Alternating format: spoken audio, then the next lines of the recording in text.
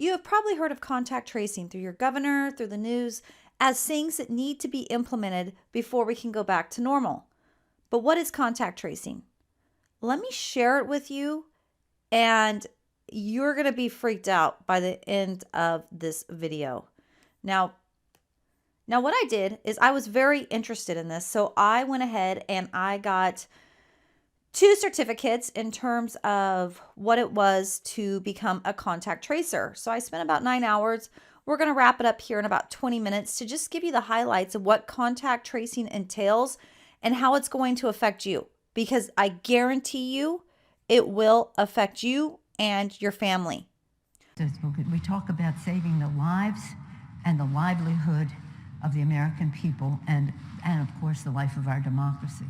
So in terms of saving lives, the only way we're going to have rid ourselves of this, as well as open up our economy, is evidence, science-based testing. Just think of the T's: testing, tracing, treatment, and isolation then when necessary, of course, with social distancing. So let's look at the main points. Now, this is if you have COVID-19. You can either be done by test or by symptoms. Now, what our contact tracers know is that you can infect 2 days before and up to 10 days after.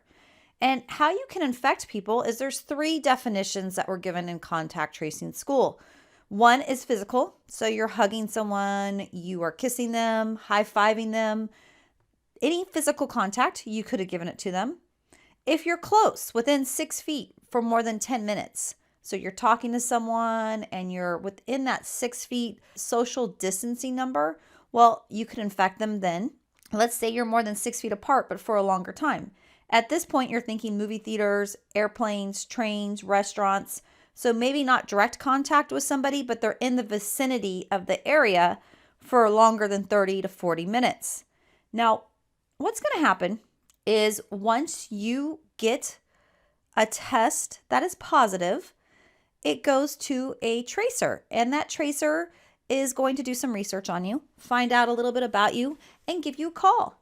Now, they're going to tell you that you tested positive and that you need to be isolated for a minimum of 10 days on the onset, and it has to be within no fever for 3 days. So if you're on day 9 but you still have a fever, you need to add another 3 days until your fever is cleared.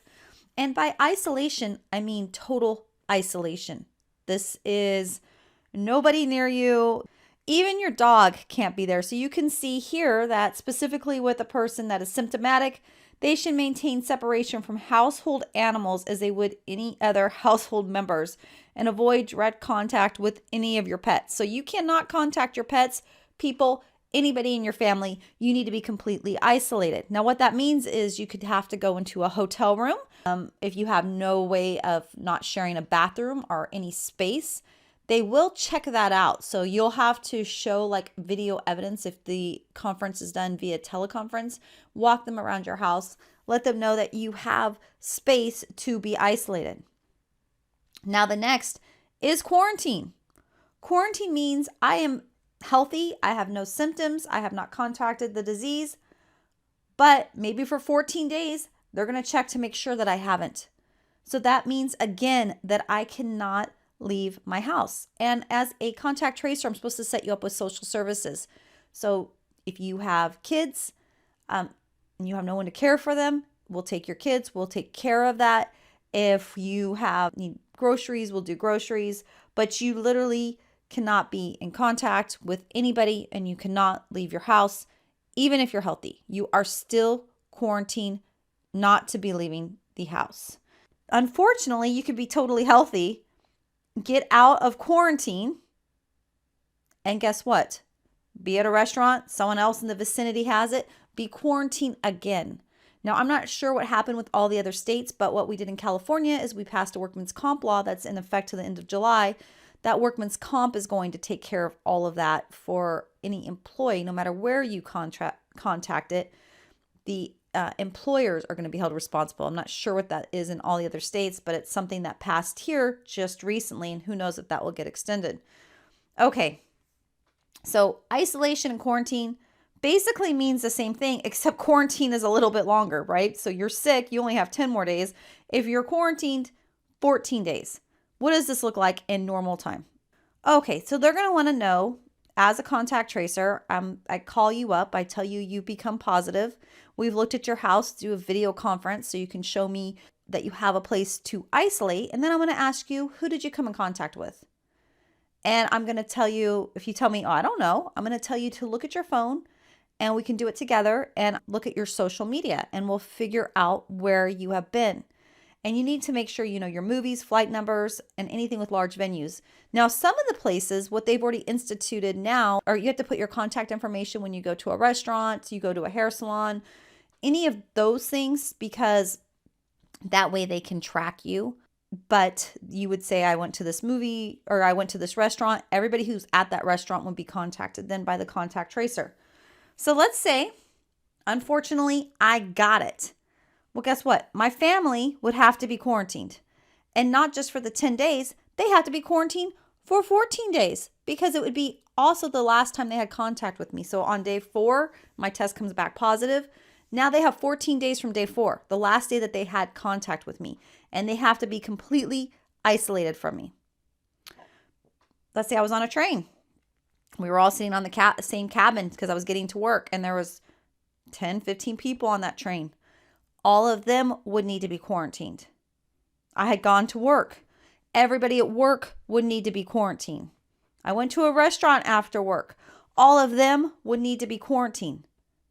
Can you see how a disease, when it is already widely spread, this doesn't make sense to quarantine the population in terms of you could get quarantined again and again and again. Even though you're healthy and never sick, you will not be allowed to leave your house. Now, you've been hearing that this is all voluntary. You'll hear it throughout the speeches. I've listened to a lot of governors. I'll put on the Washington governor really quickly so you can hear him say, oh yeah, they'll follow it. But let me show you, before I do that, a couple of the documents that are out there. This is right on his website. He's already rolled out the plan. And basically you can read this. Request for voluntary quarantine. This is for somebody you're the legal guardian at. It tells you to go and remain at the address by the date and time. And then I love this. It is very important that you comply with this request for voluntary quarantine. Remember, I'm not sick. Nobody's sick. Your health and the health of others depend on it. If you do not comply with this request for voluntary quarantine, we may use a detention order enforced by the police to assure your compliance. That's the strangest voluntary request I've ever received. And then this is also on the website. And I've put everything here because obviously go research this stuff yourself. But you can see here, if you use a court order because someone is not following, they have non-compliance, you can be incarcerated and fined up to $2,000 per day. Let me show you the governor. So let me show you how he's spinning it for somebody who does not follow direction. Hi, Governor. When it comes to contact tracing, how are you guys going to handle people or families who want to refuse a test or to self-isolate if they want to leave their home to get groceries? I know you said they can't do that. How will you make sure they don't? Well, that's why I referred to the family support personnel. We will have attached to the families a family support person who will check in with them to see what they need on a daily basis, see how they're doing, see how they're faring, and help them if they can't get a friend to do their grocery shopping. We will help get them groceries in some fashion. If they need pharmaceuticals to be picked up, we can help make sure that they get their pharmaceuticals. So that's why we want to provide them family support. As far as refusal, it just shouldn't come to that. It really hasn't. We've had really good success when we've asked people to isolate. They've done so in the real high percentages. So we're happy about that, and we believe that that will continue. So remember, everybody that will be quarantined will be 14 days from the last contact. And there's no minimum times. This could be indefinite. Now you're thinking, there's just no way. Like, what about my privacy? How do I have to share this information?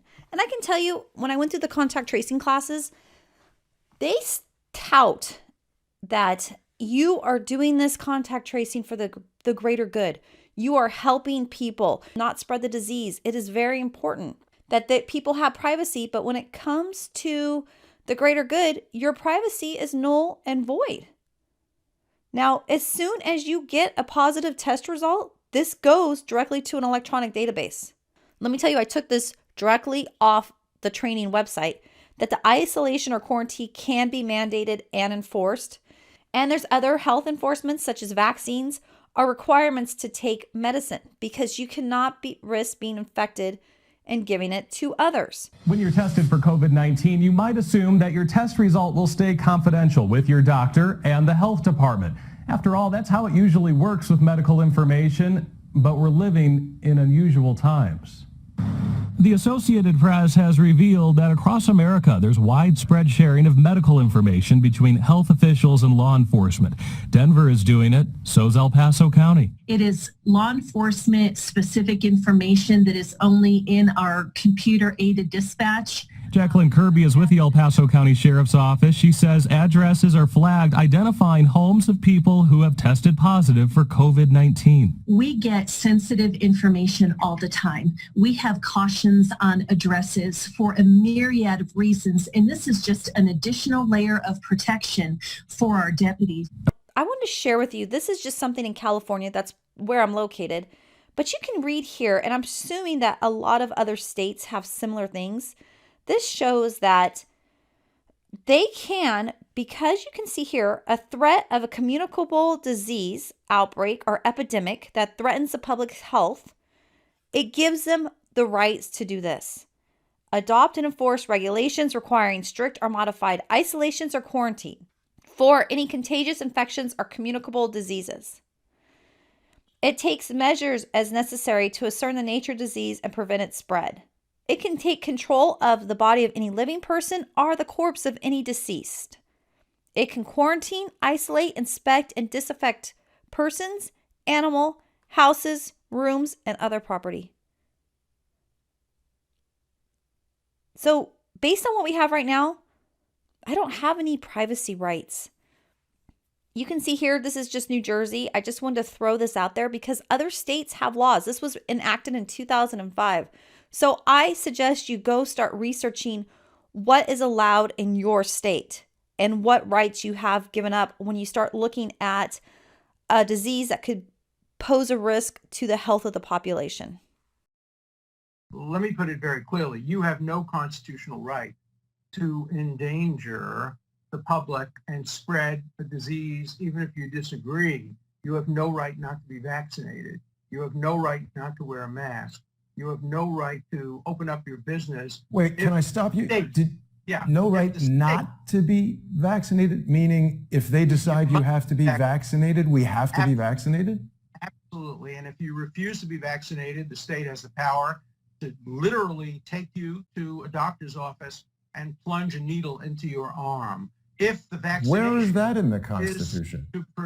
If the vaccination is designed to prevent the spreading disease. If the vaccination is only to prevent a disease that you will get, for example, if there's a disease that will kill you, you have the right to refuse that, but you have no right to refuse to be vaccinated against a contagious disease.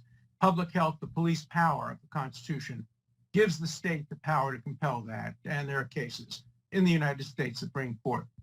So they talked about tools available for contact tracing because they said, in California, we're supposed to have 20,000 contact tracers for our population. They said you might get a lot of these cases. So you might be doing a couple 100, 500,000 a day.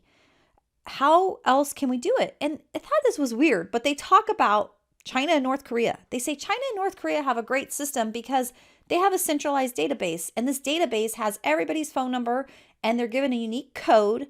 And these codes track them through GPS. So as soon as they're in contact or somebody has it, they can send a notice out to everybody and they automatically know that they've been infected. We don't have that in the USA, so it was weird that they brought that up.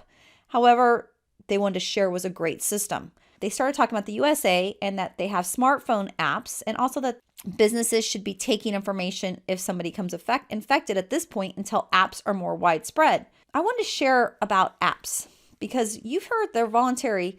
They're voluntary. And right now in the US, there's some apps out there, and we'll look at those, but they're about 2% of the people have downloaded them. And they said they need at least 50 to 70% of the population to download it to make apps effective. But how do these apps work? Well, let me share what they're doing in India. So India released an app, and they said this is a voluntary app. You do not need to download it. However, get this. In order to go anywhere, you have to have the app. So if you want to get on a plane, you have to show the app that you are not under quarantine or isolation. You want to get into work, you have to show your app. You want to get on a train, you have to show your app. So they said, oh, it's voluntary. They had the most downloads, more than Pokemon Go, because guess what? You couldn't go back to life without downloading the app. Now, I also put here New Zealand's app. What they do is they give you a QR code. You have to scan that QR code to get anywhere. So if you're supposed to be on quarantine or isolated, guess what? You're not getting anywhere because your app doesn't show you're cleared. So that's how they're really able to enforce this without a huge police or military presence, because you just can't go anywhere without the app. You can't get in the grocery store because they're going to have a QR code where you need to scan in. Now, you may be thinking, well, do they even have that in the United States? Well, here's 4 states that already have their app ready to be downloaded. And like I said, they're at about 2% right now. But you might have noticed this on your iPhone the other day. This showed a software update. And if you didn't see it, you might have already got the automatic update. But basically, it says this allows COVID-19 contact tracing apps to work. And you may not even have known it. It was a very quick little update, but it has already come to the United States. Recently, Google and Apple just gave out some information. I thought this was great. Here's the website at the bottom. Obviously, I want you to do your own research, but you can kind of see here how it works, that you can see that you're close to somebody and you get a notification that, uh-oh, you need to be quarantined. You were too close. Someone had it. And then listen to this. In this second phase in the coming months, this is really interesting because it talks about that they're going to use Bluetooth in the first phase, but without requiring an app to be installed. If a match is detected, the user will be notified. And if the user has not already downloaded an official public health authority app, they will be prompted to download an official app and advised on next steps. You're not going to have a choice. They're telling you it's voluntary at this point, but so was social distancing, and then we got locked down in our house. So it is not voluntary. This is happening, and you need to be aware. So I suggest this is a great document. Pull up this COVID-19 document that Apple and Google gave out. It really talks about all the different things that are going to happen because of the app, and it is scary. Just to kind of share with you the different states, if you think your state is exempt because of, it might be a red state versus a blue state, every state is doing this. Okay, so I would suggest checking out this bill, HR 6666.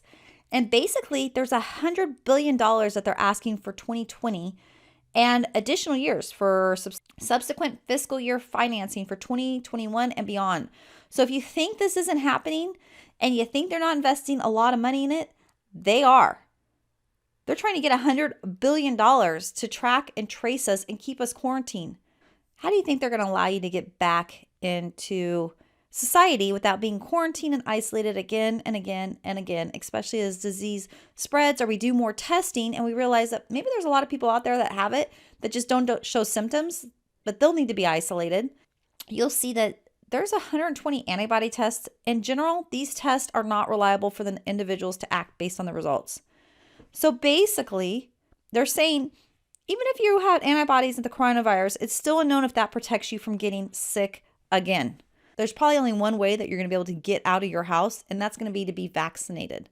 So just watch out for that, because that is really becoming a hot topic of the vaccination, and that might be the only way that you're going to be released out of this tracking and tracing in terms of being allowed to go into stores. I wanted to share this last video with you, and I thought it was interesting. I'll put it that way and end with that video. But start thinking about this tracking and tracing and really, what's the purpose?